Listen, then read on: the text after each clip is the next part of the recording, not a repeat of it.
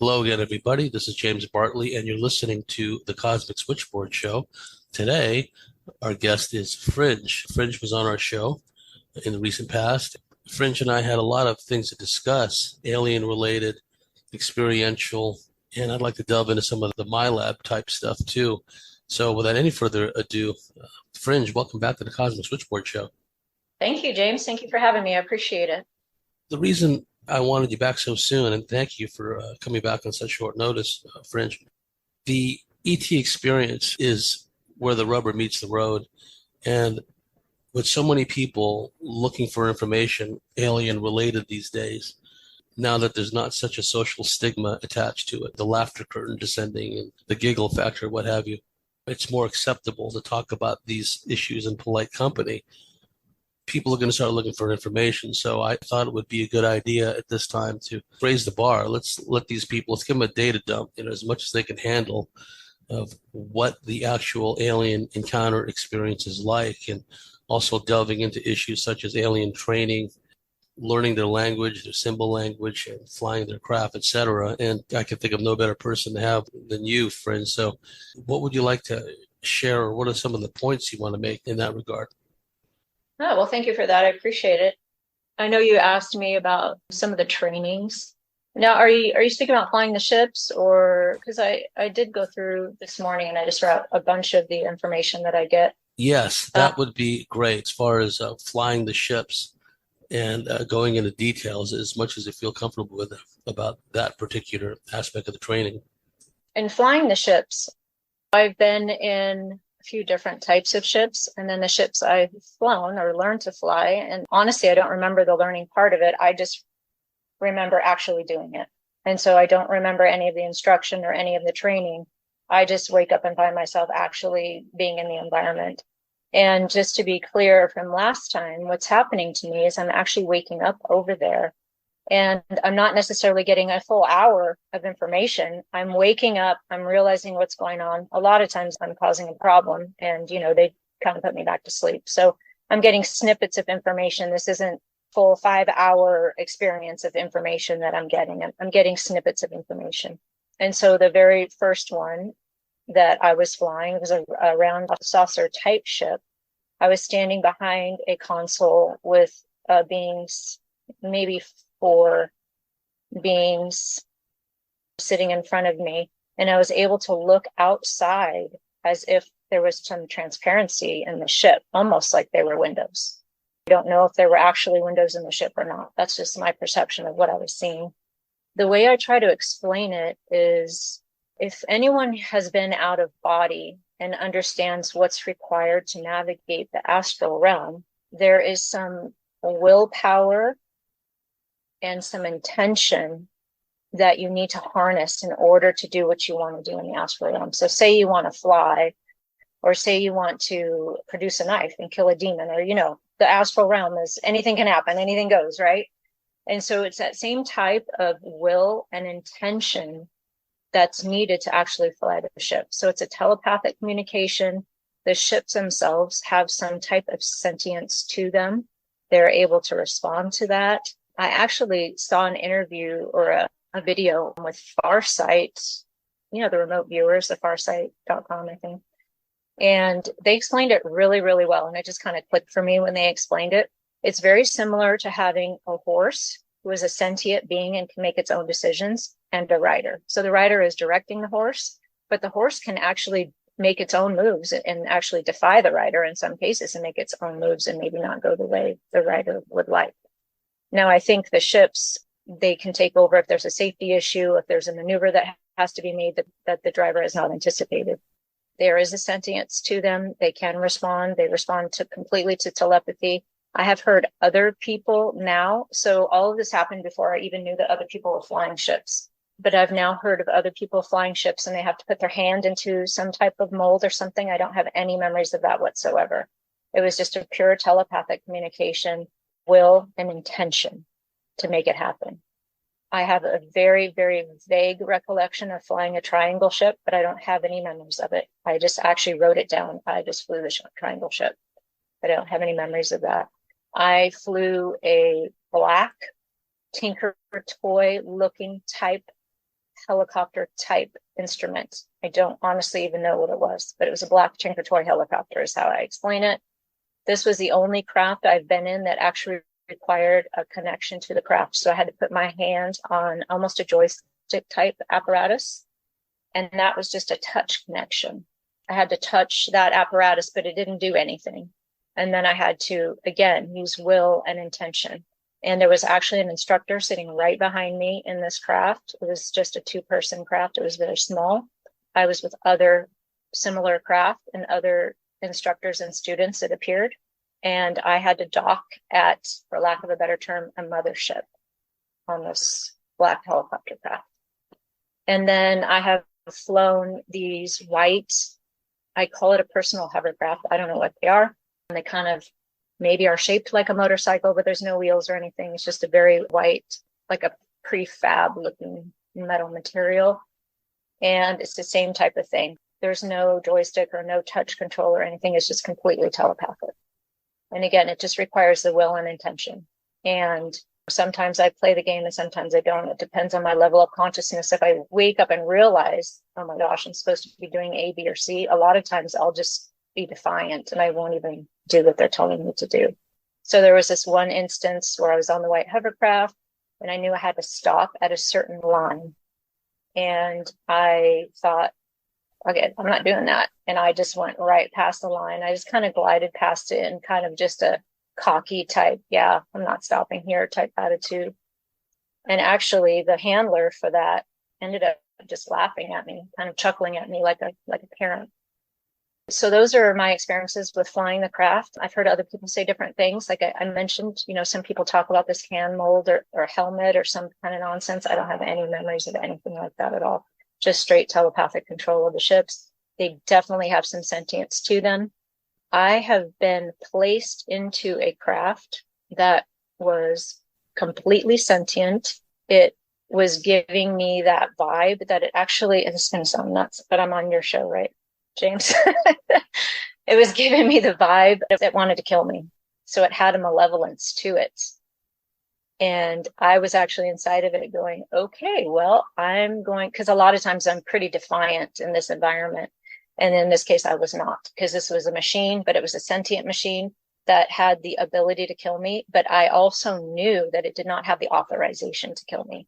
But at the same time, I was just sitting in it going, okay, well, let's just hope I get to wherever I'm supposed to be going right now, because I'm not going to mess with this thing. Maybe just because it was a machine, it was actually more frightening than some of the creatures. That pretty much sums that up, unless you have any questions on that part of it. The sentient thing is key. I've heard that from other people. Also, I've heard an interesting aspect to that as well, that some of these craft are not only sentient, but one of the security measures is that they only respond to certain species of beings, commands, and particularly the DNA of certain species and their offshoots, their hybrid human offshoots. So I've heard of my labs as young children being brought before a certain craft and brought inside, and the craft seemed to recognize them. Things activated, things turned on. Whereas before, the military and the scientists, what have you, were having no luck with a particular craft or piece of technology. They bring forth an individual. An example I'm thinking about was a young girl. And she goes in there, she's led in there by her handlers, and the thing activates. Basically, it recognizes her as one of those that are authorized to be on it and to operate it. And in the more advanced societies, definitely there is this, lack of a better term, AI interface. You mentioned the analogy with a horse. That's a very apt analogy. And I also think about guide dogs for the vision impaired. If the person walking them wants to make an unsafe move, like walk into a busy street, the dog will not do it. The dog will not respond. It's a dangerous, illogical move. And definitely I could see how these craft have that ability. And there seems to be different reports of different kinds of interface. What you've described has also been described by others, people that were insiders in some of these aerospace underground labs and what have you. They talk about this cybernetic link between the minds of the pilots of these craft and the technology itself, where they don't have to make a physical manual move, press any buttons, what have you. They just basically think. And when you look at some of these beings, you look at their cranium size of their brains, the ability for them to essentially morph reality or affect changes in reality with the power of the brain, the power of the mind alone. Just looking at the craniums and the size of the brains of some of these beings, I could see how that can happen. The times that they've spoken to me telepathically, it was like absolutely clear in my mind exactly what they were saying. And they were using colloquial English on me at times. They weren't just talking in a very stiff, formal, robotic way. They were speaking to me in a way in which I would understand and put me at ease, was the idea. And I've also heard of people having to use joysticks, also like a crystal, lack of a better term, a crystal matrix setup, where there's one or more crystals on a control system, and somehow they have to use a combination of mind power and their hands in order to activate the device or to navigate the craft. So what you've described has been described before others, and also I think it's germane to the subject. I knew this guy who, for a while, well, he's probably not with us on this side of the veil any longer, because he was an older guy when I knew him, an old submariner from the Korean War days, but he was also a remote viewer for the government, for the deep black government. And in the early 1970s, he was sent out to Groom Lake because they were testing this device.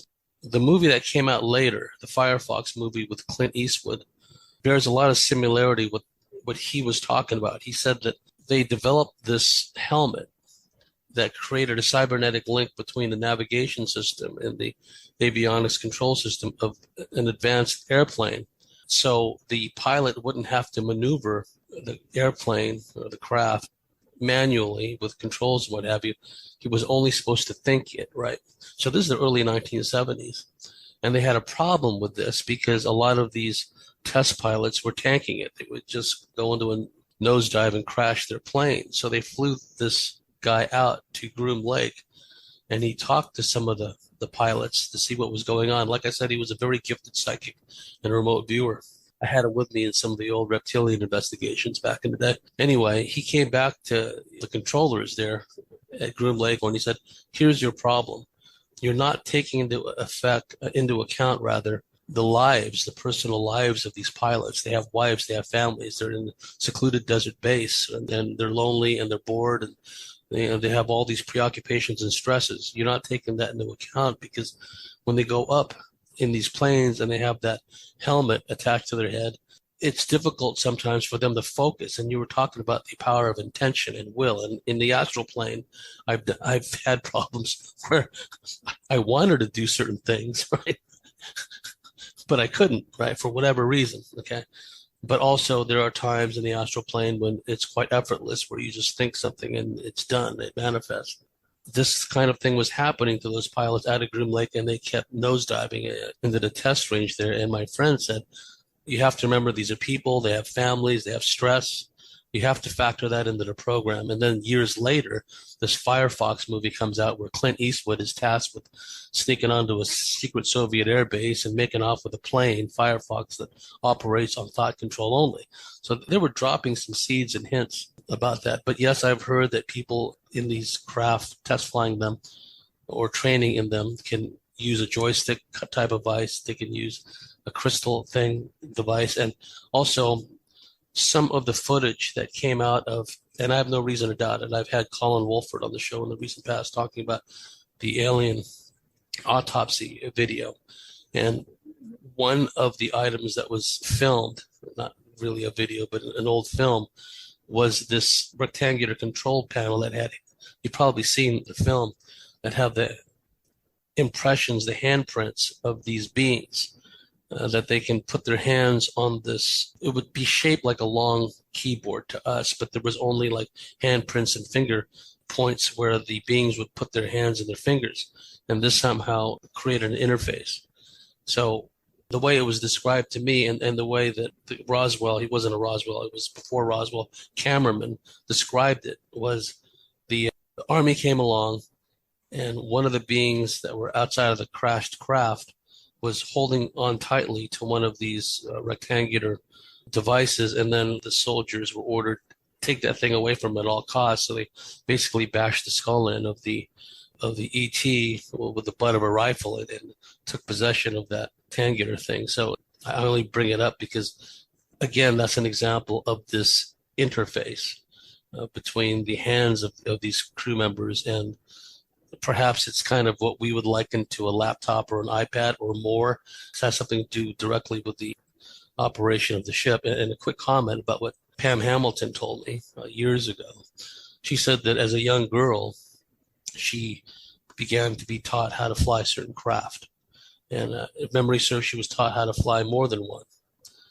And she told me that there was a certain type of craft where if they landed in her front yard early in the morning, she can get out of bed, go into the craft, know exactly where to go, sit down, and fly off with this thing. It's all very subconscious, but she's been trained in it so many times. She was trained by Nordics, but she was also trained by this reptilian race. She described them, and I've heard of this particular reptilian race, or one of these reptilian races. They're shorter in stature, slighter of build, but they're very spiteful, and they're very malevolent. And she said that when she was being trained by them to fly their particular craft, when she was too slow in catching on how to do certain things, they would just give her an earful, basically telepathically, and just kind of browbeat her the way that a drill sergeant would at boot camp. But anyhow, I just thought that I'd throw that in.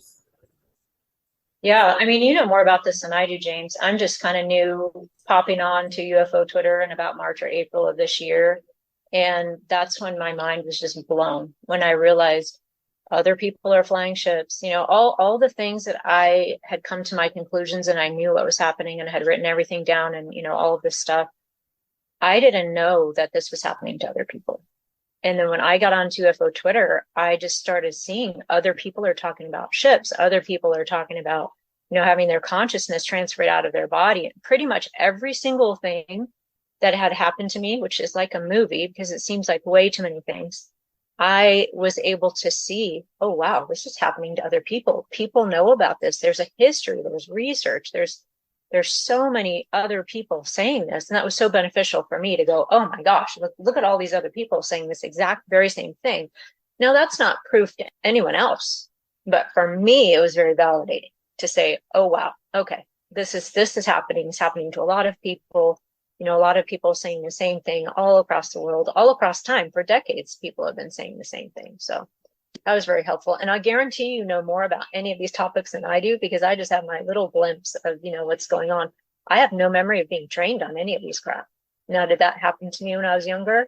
Perhaps. I don't know. I mean, obviously, at some point I was probably trained on it, but I don't have any memories of that. Did you have any memories of seeing an alien symbol language? The daughter of Betty Andreson, the late Betty Andreson, her daughter Becky was on board of either a ship or at some ET installation somewhere, and she was stood before, and she would have been in her early 20s back then, if memory serves, and she was standing before this kind of what we would regard as a computer console of some sort, and these alien symbols would come across the screen, and there was some kind of means for her to interface with this data management system, for lack of a better term. So she was able to work on it because at some subconscious level, she was previously trained on this. Have you ever seen or experienced anything similar to that? So the only thing I've experienced similar to that is I get a lot of what people call downloads. And so during the downloads, I will get a geometric shape of symbol. So during a download, it's usually when I've gone to bed. It's usually in the beginning of the night. And I call it that mind awake, body asleep type thing, where my mind is actually awake. And I call it a concept pod of information. It usually comes with a geometric shape and then the concept of what it is that I'm learning. And unfortunately, and I've actually talked to Tom at montauk.net about this process and why this happens, but what will happen is during the download, I'm actually laying there going, okay, this makes so much sense. I totally get it. Oh my gosh, it's like mind blown moment of this all making so much sense. And, how come I didn't think of this by myself or what have you? But then what will happen is almost like the astral body then maybe slightly separated and then it clicks right back in. And Tom says that when the astral body clicks right back in and then your brain actually takes over, that's when the information, I kid you not, the information just disappears. And so what I will be left with is a geometric shape. And I actually have some of these shapes written down, or these are copies. You're not going to really be able to see it, but it's just a lot of triangles, circles, and dots. And these are redrawn from my journal. So I'll get the geometric shape and then the concept of what it is. And then I can write down the concept and the shape as near as I remember it, but the details of it, they're just gone. Are these things going to just click into my head someday? Because I do, like everybody else, you get an epiphany, right? You're just walking along, mind your own business, boom, all of a sudden you know how to solve the problems of the entire world. Those things happen. So is that coming from the downloads or not? I don't know. But I did write down some of the concepts that I'm learning during these downloads, and it's kind of interesting. One of the downloads I got was that the aliens and the ships are recycling souls, which had never even dawned on me at that point. I've learned about energy transferring, manifesting, and affecting reality, jumping through portals, the Christ energy and frequency, how to neutralize and escape the matrix, which actually came to me as an energy dome, how it all works, DNA, how to win, how they take us, the integration of the whole self.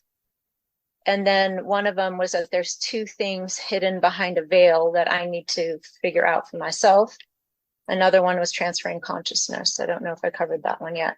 So I get all of these downloads, and presumably this information is somewhere in my brain or somewhere in my being. I don't know where it goes because I can't remember any of it.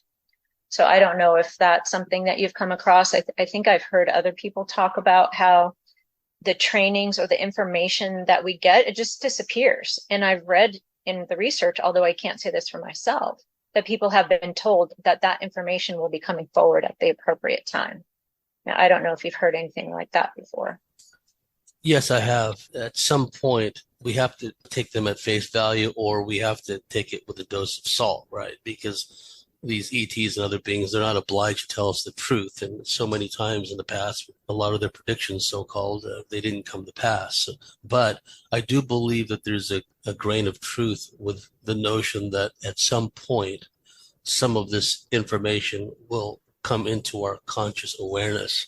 And I think it will most likely start to manifest in people's conscious awareness in the run up to, lack of a better term, from a revelations perspective, the end times, as we get closer and closer to this period when this apocalyptic revealing will be going on all around us. It's already underway.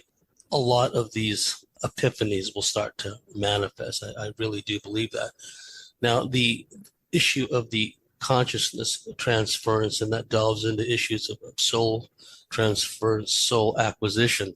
One of the things that they were working on at Section D, the Dulce base, according to Thomas Costello, who escaped, and later on they tracked him down. Unfortunately, he was a RAND security specialist there. He said, and we've heard similar things from other secret locations, that they're studying the energetic ectoplasmic aspect of the human soul, of consciousness. They've been working on transference. And what we've seen in some of these underground facilities, some personal friends of mine I know very well have described this to me. I have no reason to believe that they're confabulating or that they've been programmed to say these things. I believe that what they're telling me is the truth. On one occasion, well, more than one occasion, but a friend told me that when she was in these underground bases, in particular one underground base that I was taken to on a number of occasions in the high desert of Southern California, she said that her consciousness, as she's standing there amidst these military people, her consciousness was taken out of her physical body, and some dark shadow being, which she could perceive, was put into her body and then was sent off, presumably to go do something somewhere. And I've heard of cases where an alien consciousness, lack of a better term, would be put into a vacated human hybrid body, And then likewise, that body, that person will be sent off on some mission somewhere, sent to a Stargate, whatever the case may be, but they will have an alien consciousness. And I've heard of cases where, for infiltration purposes, an alien consciousness will be put into people, and conversely, a human consciousness will be put into an alien body, but still under remote control. And there'll be a lot of an alien consciousness overlay, and they'll be sent off into scenarios, into places, installations where they'll mix with other alien races, but they're supposed to outwardly appear as an alien to all these other aliens. But really, there's an element of the human MyLab consciousness in there somewhere. So it runs the gamut as far as what they do with consciousness and awareness. And it just shows the level. The term mind control, because we know how the brutish, trauma-based mind control that the so-called elite are into here on the planet Earth, the advanced nature of the kind of consciousness transference, mind control, if for lack of a better term, of these aliens far exceeds that. And people have to be able to come to grips with that. Their ability to literally take over minds, behaviors, emotions of people needs to be factored into this. Any of your thoughts on that or anything else?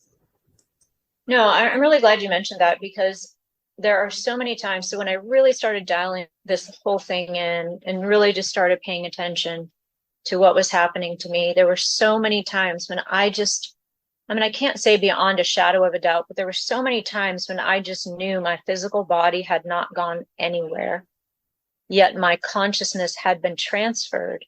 And sometimes I have been transferred into a body that is very similar to mine, but just younger and kind of just a more perfect version almost, but with very, very thin hair. You can see my hair, James, how crazy it is. There was one time they actually showed me myself in a mirror. That's happened to me twice now. Like, they wanted me to know that I was not in my own physical body anymore. And I looked and I just thought, okay, well, that's certainly not me. And I could tell, especially because of the hair, and the features were just more refined, I suppose. I've been transferred into bodies that were not mine at all. And I have looked out of the eyes of an alien, for lack of a better term. So when I was trying to figure out all this stuff, so this is before I really knew anything, and I'm just trying to figure it out for myself before I had met you or anybody else saying, oh yeah, they can take your consciousness out of your body.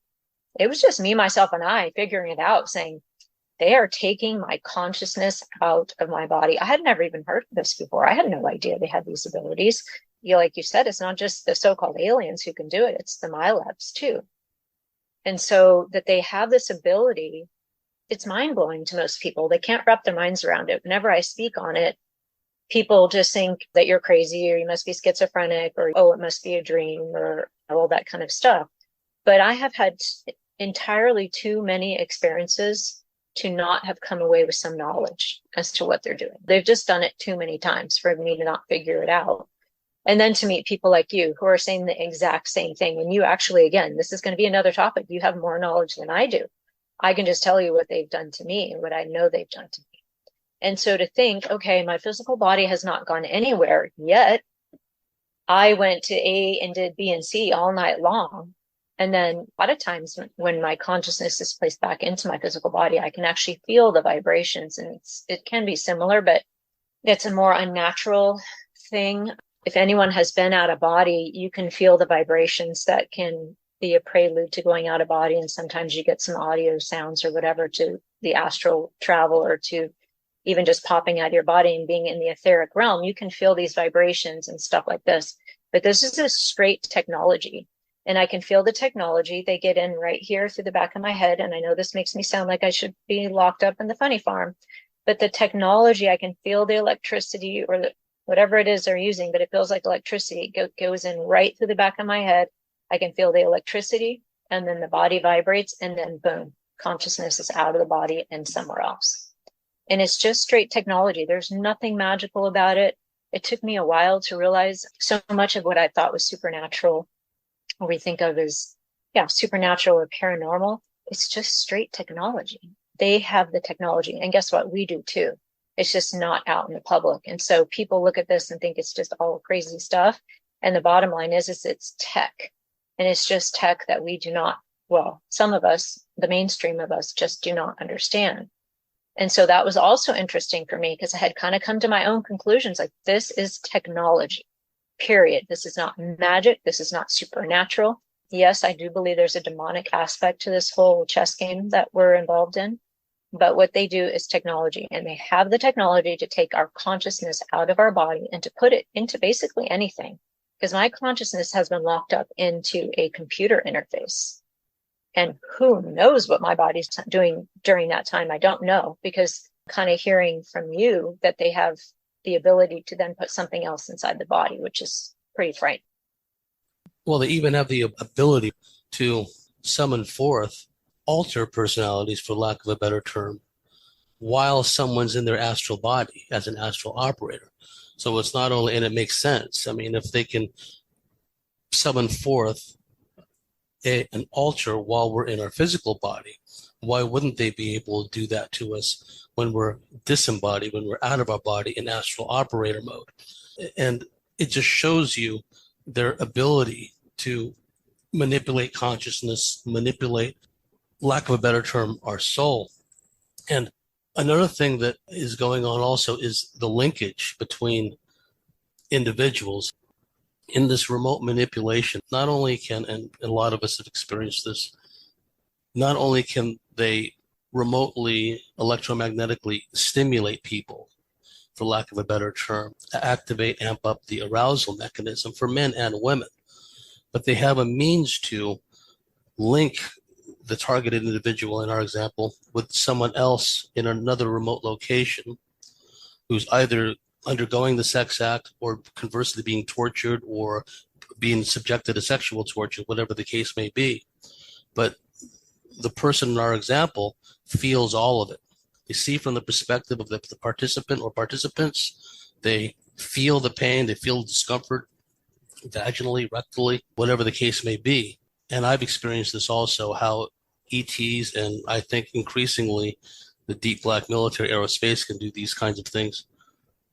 They can not only conduct surgical or medical procedures on our physical bodies, but they have this means of taking us out of our bodies, for lack of a better term, and in some higher dimension somewhere.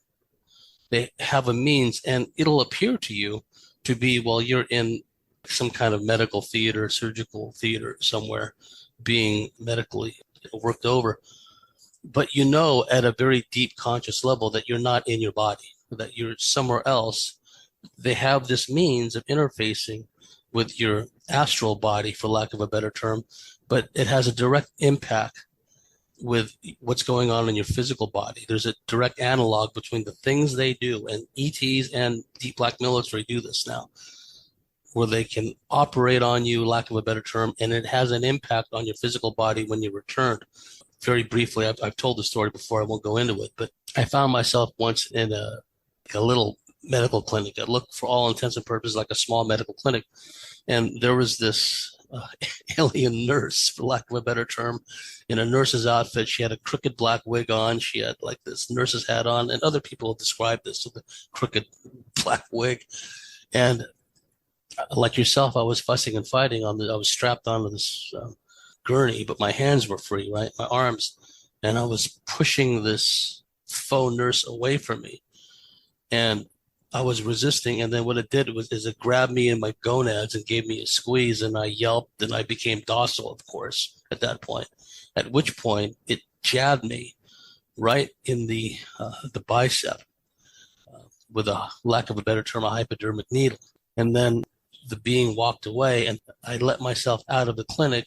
And this is their ability to create these illusions and screens. So one moment I'm in a very small medical clinic, like we've all seen, and then like a doctor's office. And then next thing you know, I find an exit and I step out, and then I see that I'm standing outside a small rectangular dwelling, and it's on a little knoll, and that dwelling is just surrounded by a grassy field in every direction. It's clearly, it's a screen memory. That's not really where I was at. And I was standing there, I was looking at the puncture wound and feeling the contours of the puncture wound with my index finger. At that moment, one of my colleagues rings me up on the phone. And then I'm laying there in bed. Well, this is interesting because I'm in this other place and I'm standing outside this little building on this big grassy field, and I'm touching this puncture wound with my index finger. And then on the other hand, I'm laying here in bed hearing this phone ring. So my consciousness was essentially split between two realms. So I woke up, quote unquote, answered the phone. It was my friend. Interesting thing was it felt like there had been an actual injection in that spot. There was no puncture wound, no blood, whatever, but I really felt like I had just gotten an injection there. We all know what an injection feels like. Some of the phlebotomists are so good you don't even feel it. Some of them not so good, and then you feel it. That's what happened. Point of relevance is it just underscores their ability to work with different aspects of our energy bodies, our physical bodies, what have you. So we have to come to terms with the fact that at times we can be exploited as essentially a proxy force for whoever these controllers are. And I'm not going to glamorize it. I'm not going to call myself a super soldier doing all these superhero type things. At times I have this ring through my nose. I'm being jerked around and being made to do things, or attempted to do things, pardon the bad English, made to do things that I normally wouldn't do. So we have to come to grips with the fact that when we're in these military and or alien programs, we are being exploited. We are being used to advance their agenda.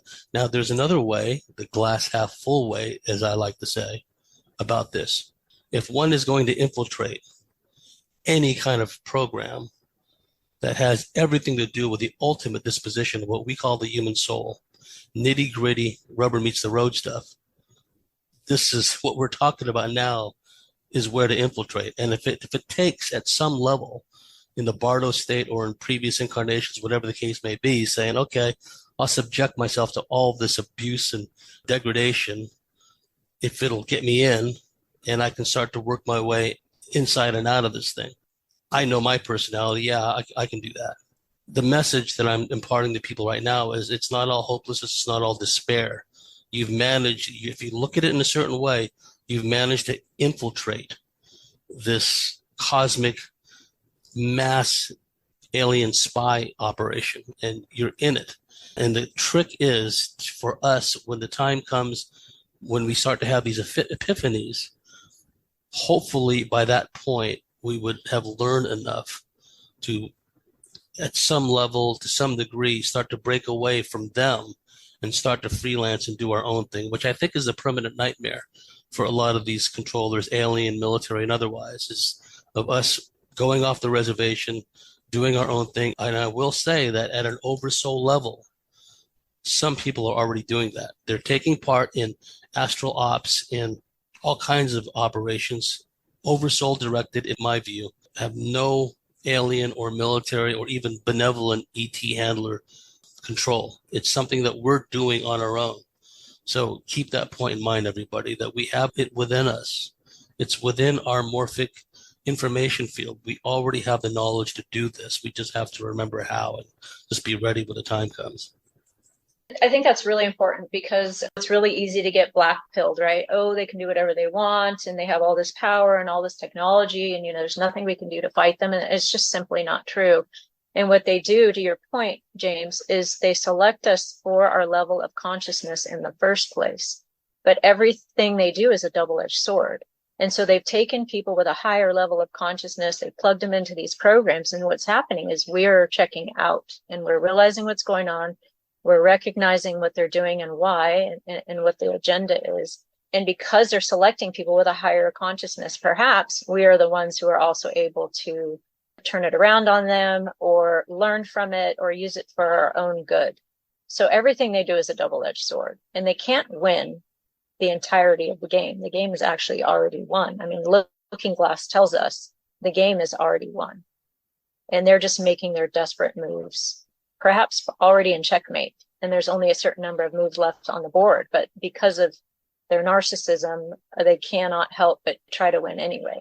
I think that's important. Maybe we'll talk in the next hour about the whole black pill thing, because it can happen really easily. It's happened to me a couple of times. It will, and we can delve into more of the experiences. I can share more of the things as well that I've undergone in the members segment. We've reached the end of our first segment with Fringe. And Fringe, if people want to contact you and share some of their stories with you, how can they do that? I have a website, fringethink.com. And then I have a Twitter that is fringe_think. And for our dear listeners out there, if you like what we do, if you believe in what we do, please go to thecosmicswitchboard.com, sign up, become a member, and we'll see you at the top of the next segment.